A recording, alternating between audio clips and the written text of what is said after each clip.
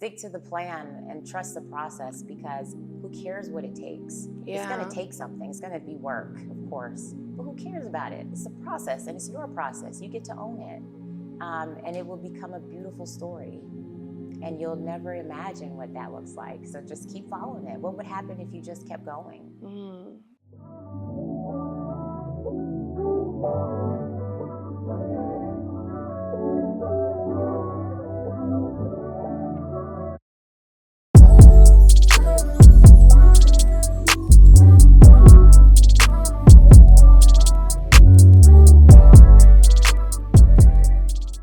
Guys, I am super excited for our guest today. She is a first-generation American who is radiating in her purpose. She has a PhD in industrial organizational psychology and also an MBA. She's also a writer, mental health advocate, and was just selected for Forbes HR Council. Please help me welcome Dr. Kristelle Beecher. Thank you, Sydney. Thank you so much. Love to be here. Girl, Forbes! I know. What? That is so amazing. I'm so excited for you. Thank you. I know it happened a few weeks ago, Right. and I just have been so excited for you ever since. Like, you are more than deserving of that, and I'm so excited for you. Thank you. Yes. Excited too. I want to get into what do you feel like impacted you to be this powerhouse? To go after everything you've envisioned, your degrees, your entrepreneurship, mental health advocacy. What has been the impact?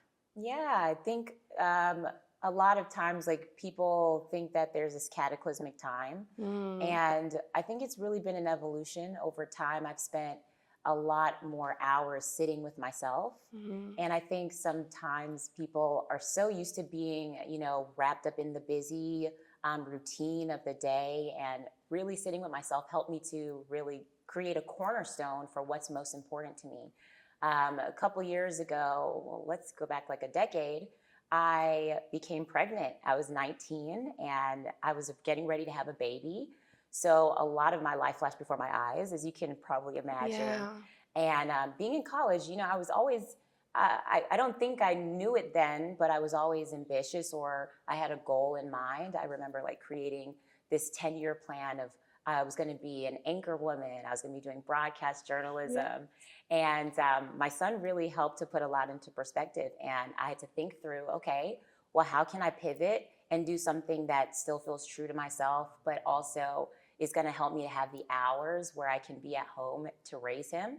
Because if you are familiar with a reporter, you're up early in the morning, working a busy newsroom or a news desk. And so you don't really get a work-life balance, of course, for someone especially who's going to have a new baby. So I did a lot of inventory, and I think that's how I got here. Of course, there's always more to the story, but that's really what is my cornerstone. It's creating the life that aligns with what I am or who I am. Yeah. I want to talk about that for a minute. Yeah. Being pregnant at 19, being a teen mom, Yeah. what was that like for you? And navigating through those feelings that you were feeling, what made you decide, like, I am going to let this empower me, not hold me back? Yeah, I think it was the reality that there was going to be a greater purpose than myself. Having a child, I don't think I even ever thought about whether or not I wanted children at that age. So you really have to start thinking through a lot of things quickly. You have to be quick on your feet. I think I'm a very planner, right? So I think through, okay, if I'm going to do this, what's the outcome? What's the likely outcome? Can't plan for everything, right? And I think that's exactly where my mind went. And that was part of the pivot, because I was in school doing broadcast journalism. It was my junior year of college. So I immediately said, well, I'm immediately going back to school because I have to learn a new skill set. And I need to make sure that the skill set I'm learning is authentic to who I am. So that's when I looked at schools to do my MBA program for. So I think a lot of it was immediate action, but there is this emotional journey that you go on too. A part of it was, I'm 19. I grew up in a fairly religious home. So a lot of that was, man, what is everybody going to think? Yeah. And I think that's what guided me, and it even pushed me further, because I was like, well, I'm not going to let people think that this is going to stop me from doing what I said I was going to do. And so I think at first it was a people thing, but then it became more of internal. It was more cathartic as the years went on, and as I got older. I think as I matured as a mother, I had to stop and think about what was truly important to me, and am I doing things for show, for performance, or am I truly doing something that means something to me? That's such a good question to ask yourself. Yeah. I think some of us get stuck in that sometimes, wondering, Yeah. are we doing it for the people? Like, Right. or did we find ourselves Yeah. doing things for the people Yeah. when it should be for ourselves? Yeah. Do people like it? No, the question Yeah. should be, do I like it? Mhm. And that's where we should stem from. Do I like it? And if I like it and it feels right for me, then that's what I should align myself with. And so I love that you found the purpose for you. You are a very driven individual. Did you have role models in your life when you were young that inspired you to have that drive? That's such a good question, Sydney. Yeah. Let me think about it. I think depending on where I was looking to go, I think it changes over time, and especially when you find milestones. And I think mentorship is extremely important to me now more than ever. And back then, I would say there were people who I saw in certain places or positions that I admired. I don't know if I was doing any type of introspection back then. You know, I was 19. So I think nowadays I see the value in not just mentorship, but peer mentorship. I think even in an interview, maybe it was a year ago or so, Issa Rae talked about peer mentorship and how important that is and how valuable it is to find people right next to you who are doing amazing things, who are doing similar things, or who can bring something different to what you're trying to do. And it creates a full circle moment. And so I definitely place value in peer mentorship. I place value in mentors who have done it before and who help me to think 2 steps ahead, not just what's the next step, but how does that next step fit your step after that based on what you're really trying to do. So I think, yeah, mentorship is extremely important. And one of the things that I'm always looking for new mentors, and always want a new mentor. Yes, I love that. Looking at our peers, when we finally have found a good group of peers, people that align with us and have, our mission driven and we can learn from, I think that is key, to be sitting next to someone that can, change your world, give you the tidbits that you need to elevate. Perspective, that is so good. Sometimes we get stuck where we just see this. Right. We see what's in front of us. And like you said, you were able to see not just a step ahead, but 2 steps ahead. And I think that's a beautiful journey. I want to talk about your PhD, Industrial Organization Psychology. Tell us what that means and what guided you to this career path. Yeah. Oh, man. So I guess I can tell you the story to get there, and then I'll paint the picture of what IO psychology is. But when I started to work within the field of HR, because that's what I did with my MBA, I wanted to work with people. I'm a people person. I talk a lot. I don't want to, feel like I can't walk in a room and make a joke or relate with someone authentically. So I had to find something that made sense. And I ended up liking HR. I started working in corporate, though. And as a lot of us know, working in corporate is a different ball game, right? So there are a lot of stressors. There are a lot of pressures.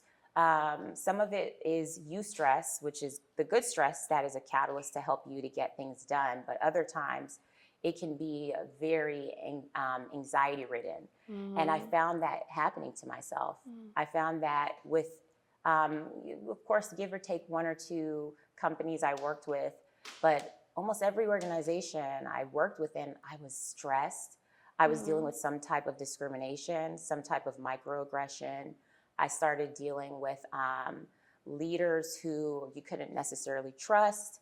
And, you know, a lot of people are seeing that happen, not even just these days, but I think since time has begun. So I think I was running away from company to company to try and find like this perfect place where that wouldn't happen. Yeah. And then I realized over time, oh, wait a second, this happens everywhere you go.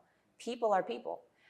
You're going to deal with people who are going to support you, and you're going to deal with some people who are not going to look out for you. And so I started becoming more interested in therapy. I started doing some research on even what's next for me. You know, I liked HR. I still love HR, but I wanted to do something more altruistic within the field. I wanted to get a little bit more personable with people so I could talk about things like that.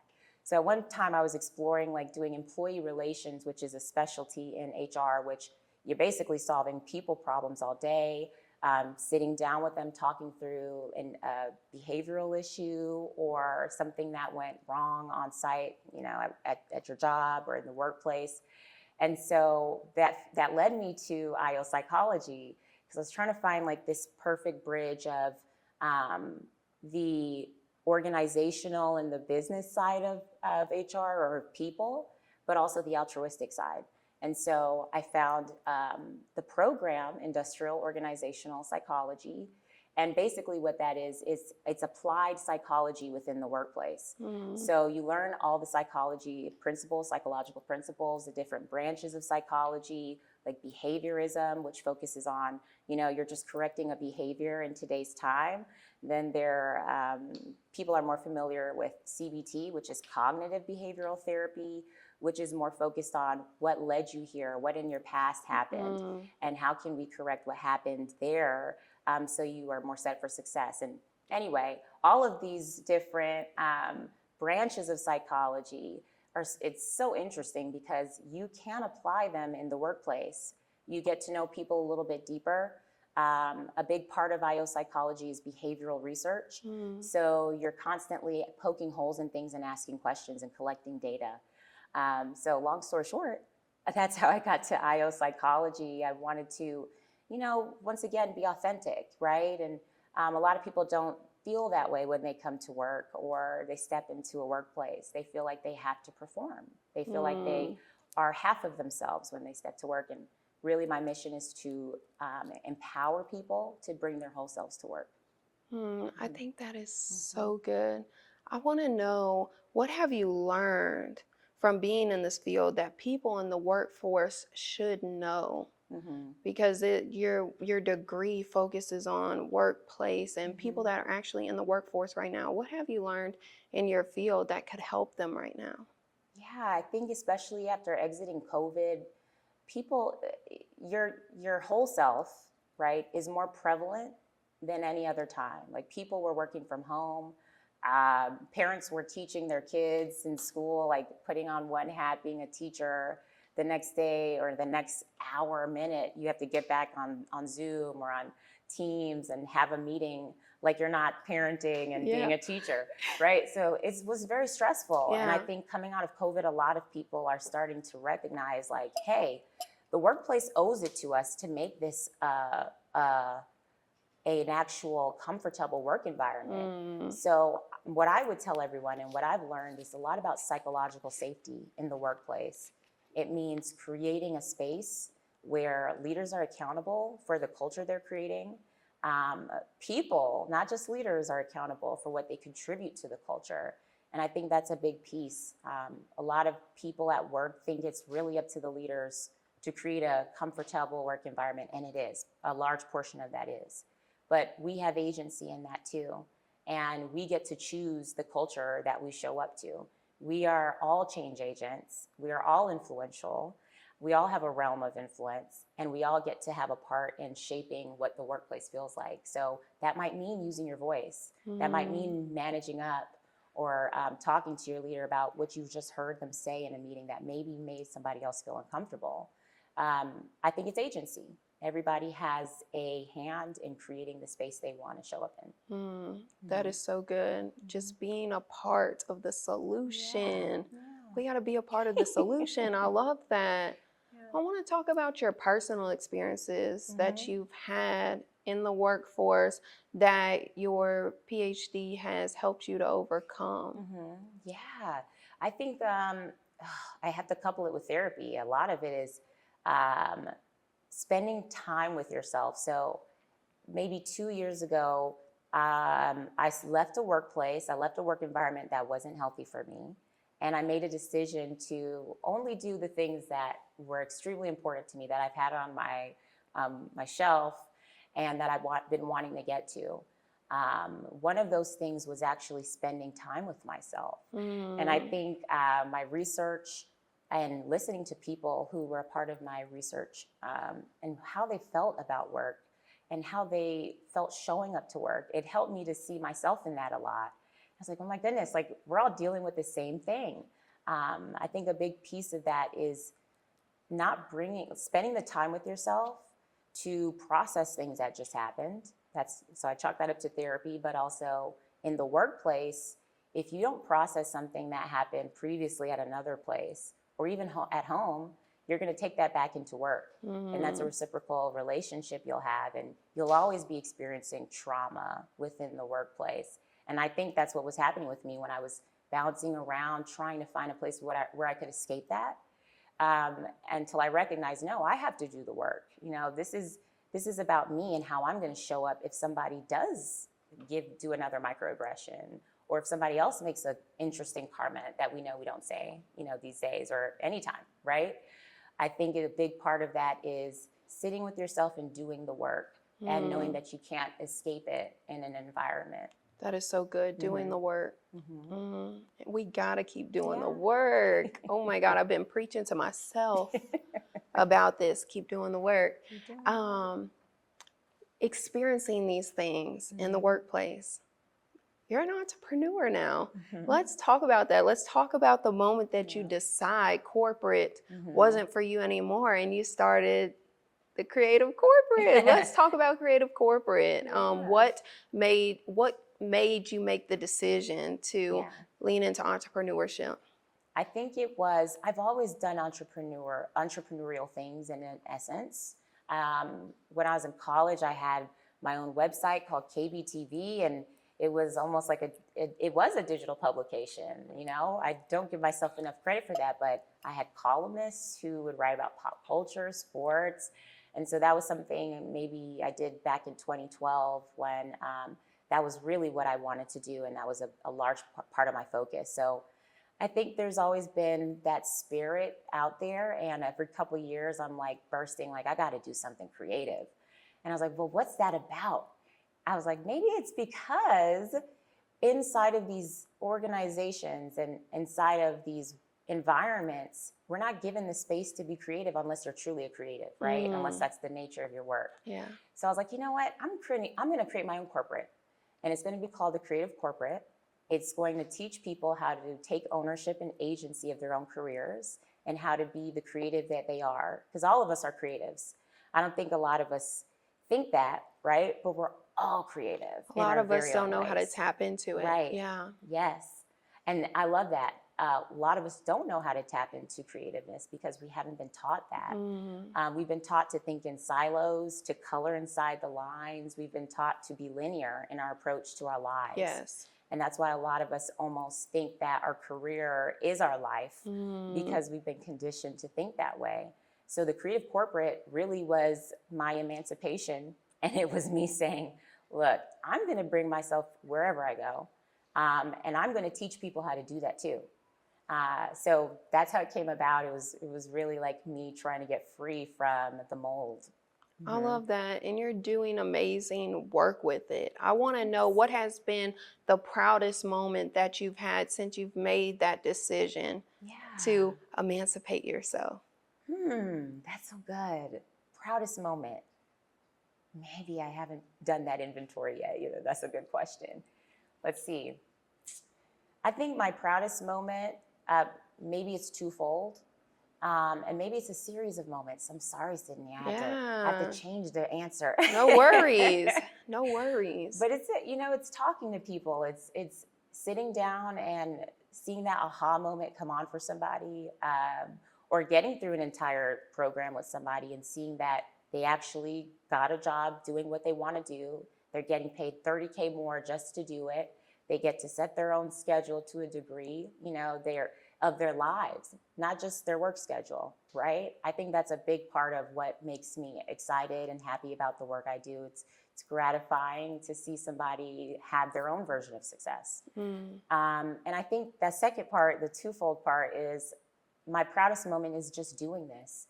Yeah. I think for a long time, I thought very linearly. Like, I was very cookie cutter. And I think a large portion of that is going through it, coming out on the other side, and being able to see people do the very same thing. So I don't know if it's a proud moment. Maybe it's a series of a series of proud moments. And I think that's amazing. And for you to be able to have multiple moments to be proud of. I ask that because I think so much we're so fast-paced in life. Sometimes we don't sit down and we think about what has made us proud, what we're, proud of doing, what we've accomplished. And I want to know what you would tell anyone, because I think we talk a lot about entrepreneurs and entrepreneurship, but I want to talk about the people that are in the workforce right now in a 9-to-5. What advice would you give to them, someone that's wanting to take control of their career path? What's the advice that you would give to them to gain control? I would say follow your why. Like, why is anything important to you? There is an author and a consultant. He's one of the people I watch. His name is Simon Sinek, and he has a book called Finding Your Why. And I would suggest anybody who is trying to do something new or wants to step out even into entrepreneurism, like, why do you want to be an entrepreneur? What is important about it? It's fancy these days. Everybody wants to be an entrepreneur, but everybody's not, even if you're a business owner. Those are two different things. It's, why is that important to you? Is it for performance? Is it because it's the cool thing to do? Or is it because this is truly where your path is and what you're aligned to do? I think following your why is your cornerstone. It grounds you. It helps you remember why you started, what's most important, and where you're headed. And if you don't have that why, then you'll probably do anything that feels like it can be successful. That is so good. You have to know what it is at your core. Like you said, if you're not doing it for, if you're doing it for anything else, you'll, you know what I'm saying? You'll do it for everything. And that's you have to know your why. You have to know your why. Thinking about Kristelle at 19, pregnant, your worst day, your worst thought that you had, oh, I won't be this, or I won't do that. What would you say to her if you could go back and let her know this is what you would be doing? What would you say? Oh, follow the path. Yeah. Just follow the path, right? Like, something I stole from somebody is, it's stick to the plan. I stole that from Ryan. Yes, Ryan, yes. Stick to the plan and trust the process, because who cares what it takes? It's going to take something. It's going to be work, of course. But who cares about it? It's a process, and it's your process. You get to own it. And it will become a beautiful story. And you'll never imagine what that looks like. So just keep following it. What would happen if you just kept going? What would happen if you just kept going? That is so good. I'm going to leave the people with that. Thank you so much. Thank you for coming. I enjoyed this so much. Not only are we, business associates, but friends. What an amazing person you are. And let everyone know where they can connect with you. And if they're ready to take hold of their career path, let them know how they can connect with Creative Corporate. Absolutely. So you can follow me at Dr. Kristelle on Instagram. I'm Kristelle Beecher on LinkedIn. The Creative Corporate is the Creative Corporate on LinkedIn as well. You can Google us, find us on the web, and you can also connect with us on social media, on Instagram as well. Awesome. Thank you so much. Thank y'all so much for coming to another episode of You, Me, and a Cup of Tea. Make sure you like, subscribe, and comment, and we'll see you in the next episode. And make sure you shop the tea.